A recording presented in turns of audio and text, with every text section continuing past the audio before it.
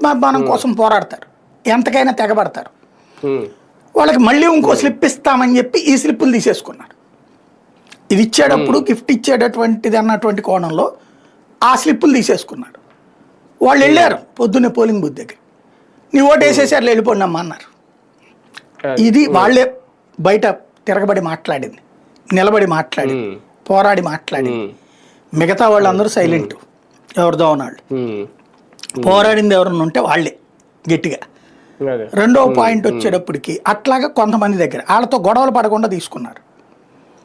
ఇక మిగతా ఈ రెడ్డి లేకపోతే వీళ్ళకి సంబంధించిన వైసీపీ వాళ్ళని ఇంట్ల దగ్గర నుంచి రానియకుండా ఉండటమా, లేకపోతే ఏరియాలు బ్లాక్ చేసేయడమా, ఓవరాల్గా ఎన్ని రకాల అరాచకం చేయాలో అన్ని రకాలు చాటుగా కాకుండా బహిరంగంగా చేశారు. అది ఇక్కడ తేడా.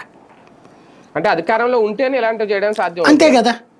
అది అధికారంలో ఉన్నప్పుడు ఇంత అరాచకం చెయ్యొచ్చు అనేటటువంటిది భవిష్యత్తులో అధికారంలోకి రాబోయే వాళ్ళకి పాఠాలు నేర్పారు. అంటే ఒక పార్టీ అధికారంలోకి వచ్చిన తర్వాత ఈ ఉప ఎన్నికలు కానీ లేదంటే స్థానిక సంస్థల ఎన్నికలు ఏది జరిగినా సరే గెలవడానికి చాలా మార్గాలే ఉన్నాయి, ఎలాగైనా గెలిచేయచ్చు ఏదోటి చేసి. ఇక్కడ ప్రాక్టికల్గా ఒక పాయింట్ అండి, అధికార పార్టీకి ఒక ఎడ్జ్ ఉంటుంది. ఎందుకంటే ఎన్నికల సంఘం రెండు రకాలు ఉంటుంది, రాష్ట్ర ఎన్నికల కమిషన్, కేంద్ర ఎన్నికల కమిషన్. రాష్ట్ర ఎన్నికల కమిషన్ అపాయింట్